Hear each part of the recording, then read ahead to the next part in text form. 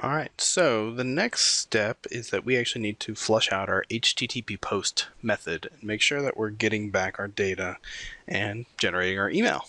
So, fun little stuff going on now. All right, before we get too far ahead of ourselves, something I realized is that I have not committed this code yet. I've done a fair amount of work to it in just this lecture, and in case I totally mess something up along the way, I want to make sure I have a point that I can go back to.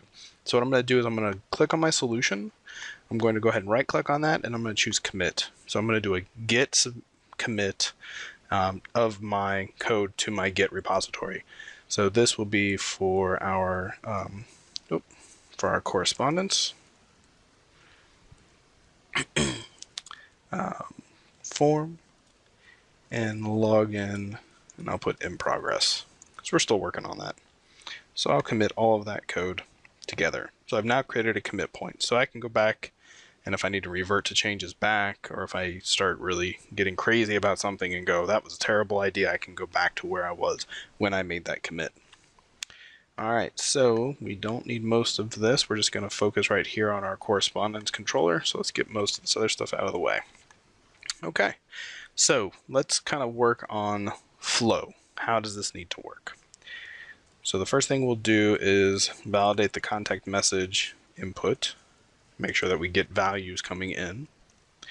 The second thing that we're going to do is that we will then create an email message object. We will populate the object. We will set up an SMTP client to send the email message. We will actually do the send, and then we will notify the user the message was sent. Okay, pretty simple. So let's start out by doing our validation. So first we'll say if contact message equals null, return view. And then here we'll do model state dot add model error. And we'll say no message provided. Next, we'll check to make sure that we received a contact name, email address, and message. So we'll say if contact message.name, and actually we'll use the string.isNull or whitespace function.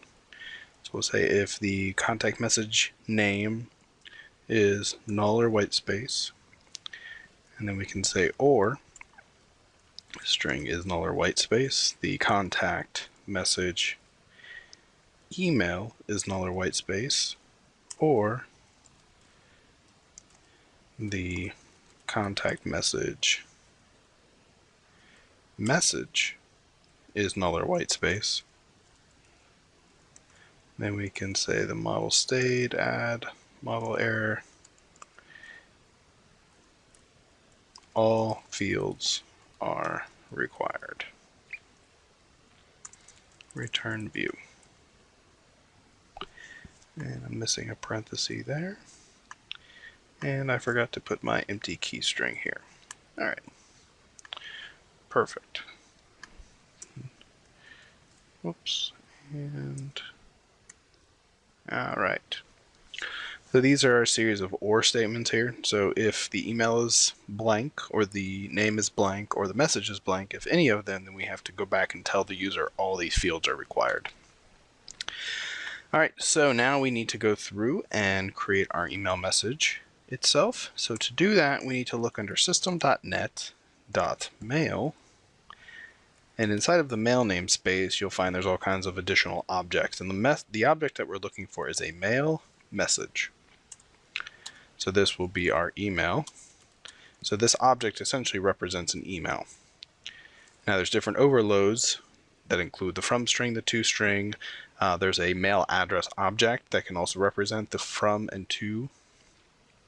There's kind of the quick and dirty version, which is just give everything as a string. The from, the to, the subject, and the body. But we're going to go through and actually construct the object a piece at a time. So now our email object is in our email variable. So we can say email.to, And 2 is an email address collection, so you can send it to multiple people. But in this example, we'll just send it to myself.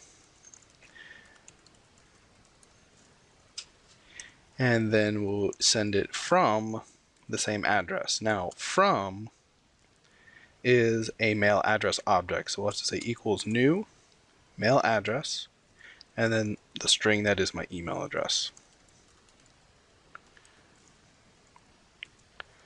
Now, since from is a mail address object, we actually have to create a new object, and one of the constructor overloads is to take that email address name. So now we'll say email dot, and we're going to put the subject in. So there's a subject property, which is a string. And we'll say this is our correspondence.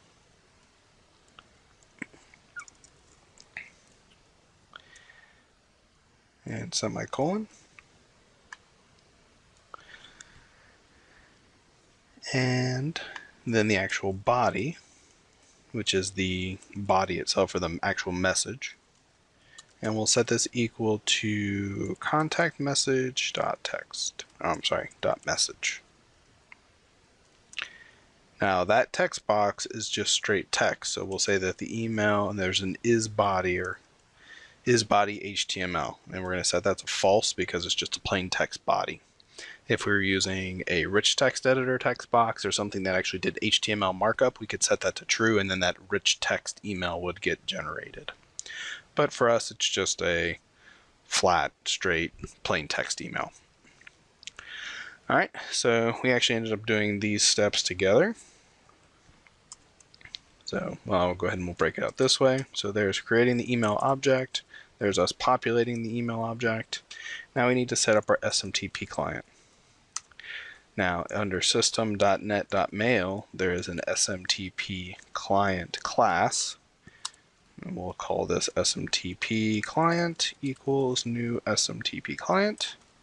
And part of the SMTP client, you have all kinds of different options. And depending on how you're sending this message, depends on which option you need. Now for my ISP, I can just use my just a series of defaults, and then I just need to identify the host of my SMTP. So for me, I'm going to use smtp.fuse.net because I'm a Cincinnati Bell user, and that should be it. Now, I'll be honest, I haven't tested this, so we may have to debug through it, which is always the fun part. So SMTP client, let's send the email. There's a send method, and then in that method we pass the email as the object that we're sending. And then the final step here will be to return a view, and I'm actually going to create a separate view that is a confirmation, and we'll do that in just a second, but we'll say email confirmation, and I'll show you how to do that in a minute. So let's go ahead and let's do a build real fast.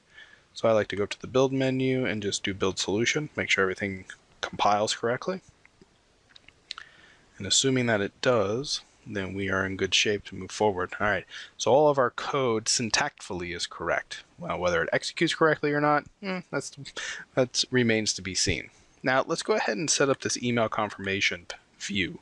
So what I can do is, even though we're in the index action, I can force or identify specifically which view I want to load. And under correspondence, I'm going to right click, I'm going to do add, and I'm going to add a view. And I'm going to call this view email confirmation. And I'm just going to do an empty one without a model. And in here, we'll just adjust this a little bit. We'll call it an H tag of confirmation. And we'll say thank you for your email. We will contact you shortly. Put that inside some P tags for some formatting. Nothing fancy. All right, so what'll happen now is that when we call this view, we're actually calling the email confirmation.cshtml, and that page then will get sent back to the user after the post back.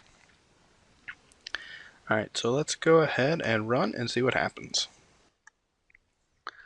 All right, so we're at our page. So I will type in my name. And actually, as I'm looking at this, I'm realizing I need to make a few adjustments to my controller still. I've totally disregarded the name and email fields in my controller. So what I need to do is stop debug. The from address should actually not be my email address. The from address should be my contact message dot from or dot email, so that's who it's coming from. It's going to my UC email address. And then in the body, I actually need to do what's called a formatted string. So I'll do string : format. Now, format string or string.format takes in two parameters. The first parameter is the format of the string, how it needs to look. And then the second or remaining parameters are what are the variables that need to be dropped into the string. So look at it this way. So we'll start out with name : and then the first variable will be the user's name. Then I'm going to do line breaks, carriage return. So /r/n will generate a carriage return new line in the text file or in the text. And then I'll say message : and then the second variable. So those are our variables. So then comma, and then I'm just going to pass in our message variables that need to go into the formatted string. So we'll start out with contact message dot name. So that's the person's name, and then contact message dot message. So the numbers in curly brackets that are in the string above, those correspond to the order of these additional parameters that are being passed in. So 0 points to this first parameter, 1 points to the second parameter. If we added a third parameter, we could do a number 2 inside of curly brackets and then pass it in as the third parameter, but it's base 0, just like an array. So it's 0, 1, 2. All right, so now that we're actually using all of our variables, let's try this again. So we'll go ahead and do a build. So we'll put in my name, and we will put in my work email, and then my message will be hello world. This is my first email. And we will hit send. And let's see what happens.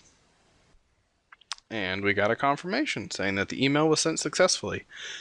So I'm going to assume that's the case. I'm going to check my phone here real quick and see. And sure enough, I did receive an email. So if you give me a second, I'll show you.